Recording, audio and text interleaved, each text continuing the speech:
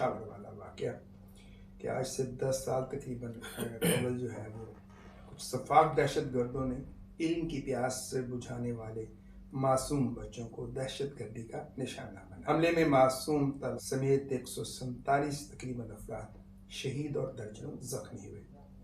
सानिया के बाद अवाम और रियासती इदारे मुतहद हुए और दहशतगर्दी को जड़ से उखाड़ने का 16 दिसंबर 2014 को मुल्क तारीख का अलमदार वाक़या। 6 दहशतगर्द दीवार लांघकर आर्मी पब्लिक स्कूल में दाखिल होते हैं। जदीद असलहा से लैस और सरकारी एहलकारों की वर्दियों में बलबूस दहशतगर्दों ने इल्म की प्यास बुझाने वाले तलबा पर अंधाधुंध गोलियों की बौछार कर दी। दहशतगर्दों की फायरिंग से मासूम तलबा और बेगुनाह असातिज़ा खून में लथपथ हो गए।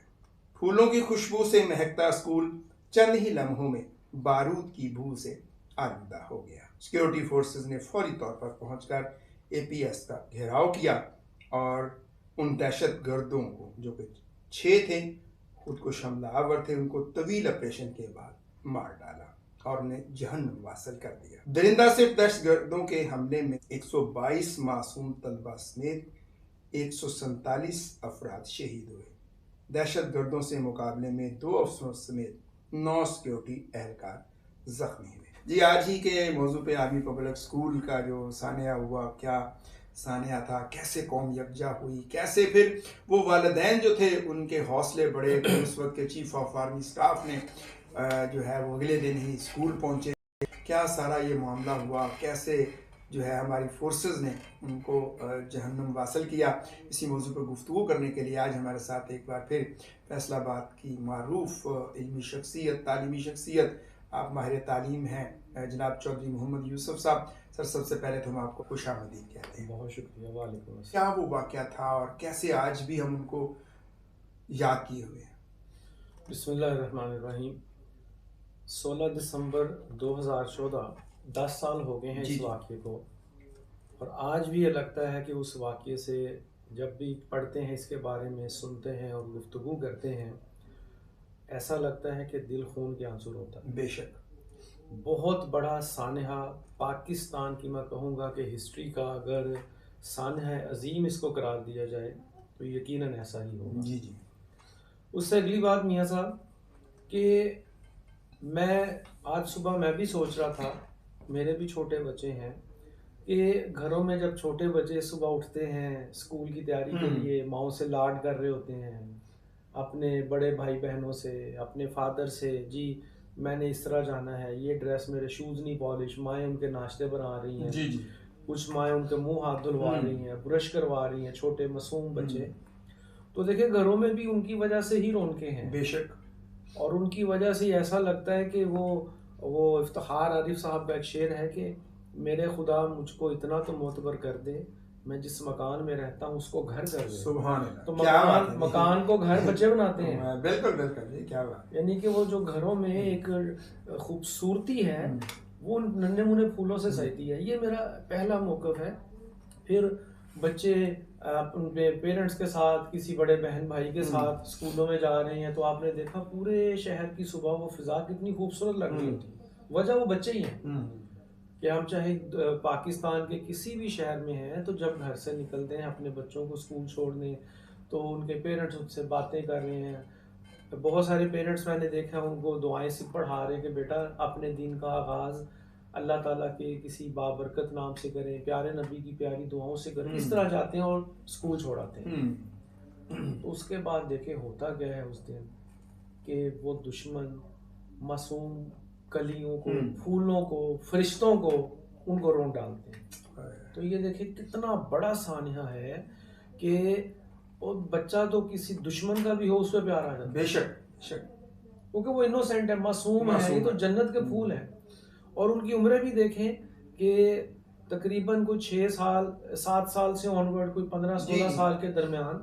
तो ये उम्रें उन बच्चों की कि जिनको सफाक दुश्मनों ने जो है जदीद आतशी असले की जनाब भेंट चढ़ा दिया, और ये ख्याल ना किया कि ये बच्चे तो मासूम और जन्नत है, जन्नती हैं ये बच्चे, और अगले जहान में जाके उन बच्चों का जब गिरेबान हो, हाथ होगा और इनका गिरेबान होगा, तो क्या जवाब देंगे। तो उन्होंने ये भी ख्याल ना किया, और कौम के नन्हे मुन्ने फूलों को उन्होंने पूरी तरह मसख दिया, रौंद डाला। और फिर ऐसा नहीं कि जनाब जो है 2 4 5, जब तादाद बढ़ती गई, हम खबरों में भी सुनते रहे कि जी 100 से ज़्यादा हो गए हैं, 125 से ज़्यादा, तो तकरीबन 132 या 33 मासूम फूलों को उन्होंने उस दिन जो है अपने असले के ज़ोर पर उनको शहीद कर दिया। तो वो एक ऐसा दिन है पाकिस्तान की हिस्ट्री में कि जिसको कोई भी मुहब्बे वतन पाकिस्तानी या कोई भी चले दर्द दिल रखने वाला इंसान, कोई भी ऐसा इंसान जिसके अपने बच्चे हैं, वो भुला ही नहीं सकते। बिल्कुल बिल्कुल। और ये ऐसा दर्द है जो हमेशा के लिए दिलों में एक जो है तकलीफ पैदा कर गया। आज भी हम सोचते हैं तो यकीन करें कि हमारे जज्बात वो बड़े ज़्यादा ना वो हो जाते हैं गमगीन। यार ये मासूम बच्चों का क्या कसूर था? दुश्मन आपस में लड़े, नो प्रॉब्लम, जंगें होती हैं दुनिया के 2 ममालिक में और वो लड़ते हैं, लड़े, लेकिन ये ऐसा सॉफ्ट टारगेट तलाश किया गया कि जनाब इन मासूम बच्चों को आज उनको शहीद करते हैं, और शायद वो इस इरादे से आए थे कि हम कोई नाउजुबिल्ला को जहाद करें। जहाद नहीं है, खुलेआम दहशतगर्दी है। और हमारी तो ये दुआ है हर पाकिस्तानी की, हर दर्द दिल रखने वाले इंसान की। इवन आप बिलीव करें, मैंने कई गैर मुस्लिमों को इस वाक़े पर रोते देखा, जिनके पास दिल है, दर्द है, सोच है, कि जो मुसलमान नहीं है, पाकिस्तानी नहीं है, जब उनको इस वाक़े का पता चला, आपको भी बड़े लोगों के शायद उस दौरान फोन आए हों, अब भी आते हैं, और वो रोते हैं कि ये मासूम बच्चों का क्या कसूर था। तो उन्होंने किसी चीज़ को नहीं देखा। और अब मेरा ख्याल अभी उनकी असम्बली वगैरह प्रेयर्स या इब्तदाई लेक्चर कोई चल रहा था, और उनके हाल में जाके उन्होंने वो दहशतगर्दी की फ़ज़ा कायम कर दी। तो उस पर हम अगले पहलू पे सलूट पेश करते हैं अपने SSG कमांडोज पर, जिन्होंने बर वक्त ऑपरेशन किया, और तवील उनके साथ ये जो है ना फाइट चली, महल 8 से 10 घंटे, और तमाम दहशतगर्दों को उन्होंने जहन्नुम वासिल किया। तो देखें, एक तरफ जन्नत के फूल हैं और एक तरफ वो दहशतगर्द जो जहन्नमी लोग हैं।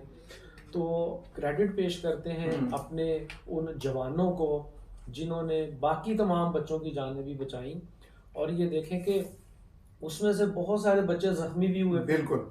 अच्छा, शायद आपने ये भी देखा हो टीवी पे, वो जो जख्मी बच्चे थे उनके हौसले कितने बुलंद थे, वो डरे नहीं हुए थे, वो कहते हैं हमने फिर स्कूल जाना है, ऐसे ही। तो ये देखें वो जज्बा था हमारे इन प्यारे बच्चों का और उन तालिब इल्मों का। और देखें कि तालिब इल्म अगर कोई due to some certain reason अगर उसकी डेथ हो जाती है तो उसको शहीद का दर्जा मिल जाता है। ऐसे ही। तो वो सारे शहादत के आला रुतबे में फाइज हुए, और उनके असातिज़ा कराम उन्होंने देखें कितनी बहादुरी का मुजाहरा किया, और कई बच्चों की जानें असातिज़ा कराम ने बचाई और अपनी जानों के नजराने उन्होंने पेश कर दिए। तो उन असातिज़ा कराम को भी आज हम जिन्होंने अपनी जानों के नजराने पेश किए, खराज तहसीन पेश करते हैं, सलूट करते हैं कि उन्होंने इस कौम के नौनहालों को, बहुत सारे नौनहालों को जो है बचाया और अपनी जान पर खेल कर बचाया। अच्छा सर, बिल्कुल बड़ी तफसील के साथ आप इस वाक़े को जो है वो बयान कर रहे हैं। और असातिज़ा की आप बात करें कि प्रिंसिपल का बड़ा रोल था, जरा वो क्या मतलब सीन था? हाँ जी, वो माशाल्लाह देखें कि उन्होंने एक अपना जो एक जिम्मेदारी वो निभाई और बच्चों को महफूज वहाँ से मुंतकिल भी किया जो वहाँ से बचा सकते थे, और जो है डट गए वो, जिस तरह किसी महाज पर एक फौजी डट जाता है, ऐसे ऐसे जिस तरह हम बचपन में पढ़ते हैं ना, मेजर अजीज भट्टी जनाब वो नहर के इस तरह वो खड़े हो गए दुश्मनों के टैंकों के आगे, तो मैं समझता हूँ वो भी खड़े हो गए। उन्होंने बिल्कुल अपनी परवाह नहीं की जान की और मासूम जानों को बचाया उन्होंने। तो देखें ये लोग हिस्ट्री रकम कर गए ऐसे ऐसे। और आज देखें हम उनकी याद में बैठे हैं और इस दुआ के साथ कि अल्लाह ताला उनको जन्नतुल फिरदौस में यकीनन आला मकाम अता फरमाएगा, और ऐसा ही है। तो बस उनके लिए हम जो है दुआ कर सकते हैं आज। और इसमें एक और जो है ना उसके बाद एक पहलू नज़र आया कि हमें दरअसल ज़रूरत है इकट्ठे होने की, मुत्तहिद होने की। तो उस इवेंट के बाद ये भी चीज़ देखने को मिली कि तमाम चाहे सियासी जमातें सियासी सतह पे इख्तलाफात रखती हैं वो इकट्ठी हुई, तमाम मजहबी जमातें इकट्ठी हुई, तमाम सोशल प्लेटफॉर्म पे जितनी NGOs हैं तमाम लोग इकट्ठे हुए और उन्होंने इस पे यकजहती का जो इजहार किया और उन्होंने कहा कि हम इस नेशनल कॉज पे, जिसमें हम अगर इकट्ठे नहीं होंगे दुश्मन हमें मारता जाएगा। तो क्यों इकट्ठे हुए? उन असातिज़ा कराम और उन प्रिंसिपल्स की बहादुरी को देखते हुए। तो ये जी उनको क्रेडिट जाता है कि शायद वो उस रुतबे पे चले गए जहाँ पे कोई और नहीं जा सकता। अच्छा यूसुफ साहब, बड़ी तफसील से आप बता रहे हैं, क्या उस वाक़े के बाद इतना बड़ा सानिया हुआ और कहते हैं कि ये पाकिस्तान की तारीख और दुनिया का कहते हैं कि ये दूसरा कोई बड़ा वाक़या, मैं उसको पढ़ रहा था। अच्छा, क्या आप समझते कि ऐसे वाक़यात के बाद क्या कौम के हौसले पस्त हुए हैं, बुलंद हुए हैं, और हमारा उस वक्त के सिक्योरिटी फोर्सेस का जो मोराल था वो अप हुआ या डाउन हुआ? नहीं जी, ये तो बल्कि मैं कहूँगा कि डाउन वाली तो बात ही कोई नहीं, बल्कि अभी जैसे मैंने कहा कि जो जख्मी बच्चे थे, जब उनसे इंटरव्यू किए गए तो वो उनकी वो डिटरमिन्ड थे और पैशनेट थे कि जी हमने फिर स्कूल जाना है। कोई डर खौफ उनके चेहरों पर, उनकी गुफ्तगू में किसी को नजर नहीं आया। इसी तरह जो हमारी सिक्योरिटी फोर्सेस जो थी, जिन्होंने बाकी तमाम बच्चों को बचाया और उन तमाम दहशतगर्दों को जहन्नुम वासिल किया। देखिए जी, मैं आपको छोटी सी बात बताता हूँ। मैं कुछ अर्सा पहले कश्मीर साइड पे गया तो वहाँ एक फ़ौजी छावनी में हमारे कुछ फ़ौजी जवानों से मिलने का इत्तेफाक हुआ। तो मैंने उनसे कहा कि क्या होता है फायरिंग वगैरह, तो उन्होंने बताया कभी उधर से गोलाबारी होती, कभी इधर से। तो मैंने कहा फिर क्या जहन में होता है? तो उन्होंने बड़ी खूबसूरत बात की, कहते शहादत होती जहन में, क्योंकि शहीद की जो मौत है वो कौम की हयात है। तो जनाब हमारे तो माशाल्लाह फ़ौजी जवान जो हैं वो अपने मुल्क के ऊपर, अपने इस जज्बे के ऊपर वो जान तो हथेली पर रख कर फिरते हैं। तो जनाब इसमें तो कोई खौफ वाली बात दूर दूर तक सवाल ही पैदा नहीं हो सकता। वो तो शहादत को जनाब जो है खुद पसंद करते हैं। वो अल्लामा साहब का शेर है कि शहादत है मतलूब है मकसूद मोमिन, न माले गनीमत न किश्वर कुशाई। तो ये है वो जज्बा जो हमारे उन फौजी जवानों में भी नजर आता है।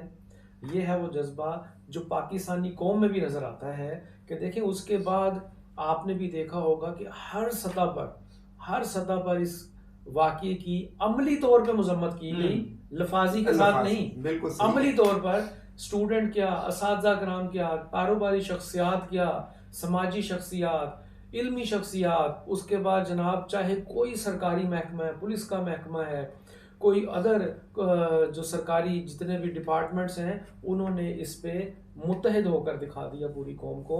और ये बहुत बड़ा मैसेज है उनके लिए कि जनाब हम इस बात में मुत्तफिक हैं कि यानी कि जान दे देंगे लेकिन पीछे नहीं हटेंगे, खौफजदा नहीं होंगे, डरेंगे नहीं, और किसी तौर पे भी जो है ना अपने मुल्क से मोहब्बत का जज्बा कम नहीं करेंगे।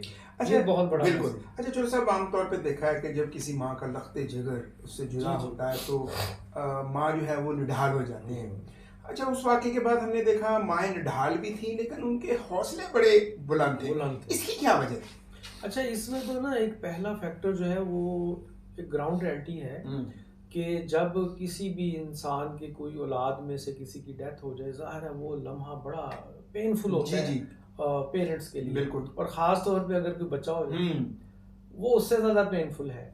तो ये जो जुदाई का एक लम्हा है ना कि अब वो बच्चा गया तो सुबह स्कूल था जी, लेकिन वापसी पे वो जिंदा सलामत नहीं आया। तो एक एंगल से देखा जाए तो उसकी डेथ हो गई, लेकिन दूसरे एंगल से देखा जाए वो शहीद हो गए। तो वो जो शहादत का एक रुतबा है ना उस बच्चे के लिए, और ये भी देखा जाए कि शहीद की माँ कहलाना ये कितना बड़ा रुतबा है। और वो ही चीज़ें हैं जिन्होंने उन माओं के हौसले भी बुलंद कर दिए। और आपने भी देखा, हमने भी, कि बहुत सारी माएँ ऐसी हैं, बहुत सारे उनके फादर थे जो टीवी पर इवन आकर अपने बुलंद जज्बे का इजहार ख्याल कर रहे थे और लोगों को, कौम को मुत्तहिद होने के लिए और बहादुरी के जो अल्फाज हैं वो बयान कर रहे थे। तो ये जज्बा शायद ना अल्लाह ताला बहादुर लोगों को ही देता है और हौसले वाले लोगों को देता है। और हाथ में देखें एक बेटे की डेड बॉडी है जो कि शहीद हो चुका है, लेकिन जज्बे उनके जो है ना मरे नहीं हैं, उनके जज्बात बुलंद है। और अल्लाह ताला को यही चीज़ पसंद है कि ये चीज़ें अगर आपको अल्लाह के और करीब ले आती हैं तो इससे तो बड़ी बात ही कोई नहीं। बड़ी बात कोई नहीं। अच्छा चोर साहब, आप भी एजुकेशनिस्ट हैं, आप क्या समझते हैं कि इस तरह के वाक़यात का मुकाबला करने के लिए हमारे स्टूडेंट्स को, हमारी नई जनरेशन को मैदान में कैसे आगे आना चाहिए, मतलब कैसे दुनिया का मुकाबला जो है वो, जैसे अब आईटी का दौर है, इस तरह का दौर है, तो दुनिया का मुकाबला कैसे करना चाहिए? उसमें जी सबसे पहली बात मैं ये कहूँगा कि हमें खुद भी और अपनी अगली नस्ल को भी उनको अपने दीन के करीब लाना चाहिए, अपने प्रॉफिट की जो सेइंग्स हैं, उनकी तालीमात हैं, उनके करीब लाना चाहिए। जी जी। क्योंकि इससे बड़ी उनकी तरबियत हो ही नहीं सकती, क्योंकि इससे क्या होगा कि हमारे दिलों में अल्लाह का डर पैदा हो जाएगा। जब अल्लाह का डर पैदा हो गया तो बाकी किसी इंसान का, किसी और का डर खत्म हो जाता है।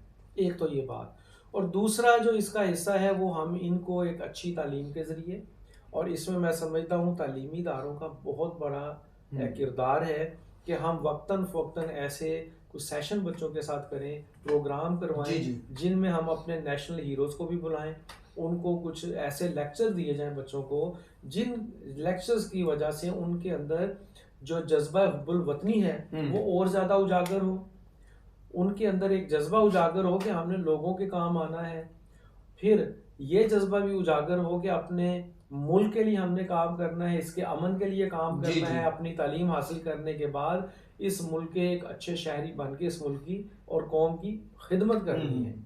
तो ये जब जज्बात पैदा होंगे तो यकीन कीजिए कि हमारा मुल्क जो पाकिस्तान है ना, अल्लाह ताला की बहुत बड़ी नेमत है।